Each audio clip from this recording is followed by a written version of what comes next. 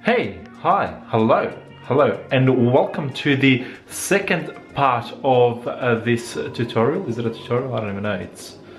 It's more like an instructional video. Welcome to the second part of the instructional video of how we preserve meat. In this second part, we're going to be essentially turning the tub of meat upside down so that the meat that was on the top will now be at the bottom and so forth. Yeah, so let's go into it. I do have to break it to you though, you are gonna have to wash your hands thoroughly, that is, very, very thoroughly.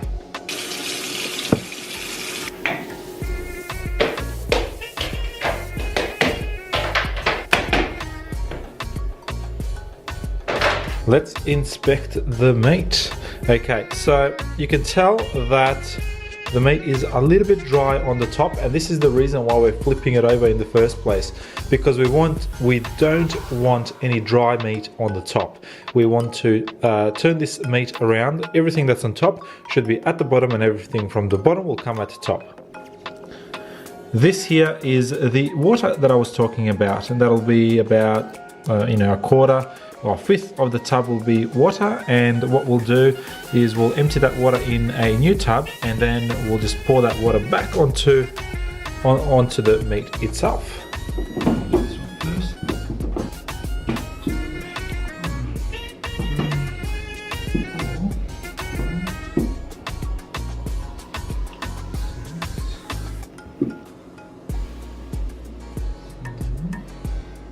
In saying that, I've got no idea how butchers do this every day. I've literally just started doing one box and I feel like my hands are pretty much frozen, as in I cannot move my fingers.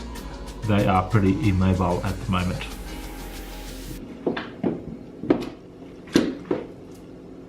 Oh my fingers.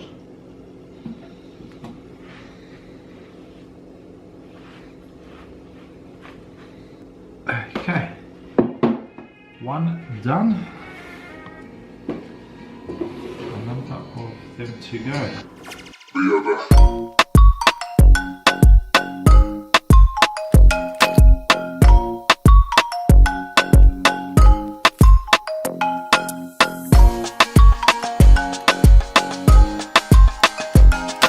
So if you remember at the start of the video, the meat was a little bit dry.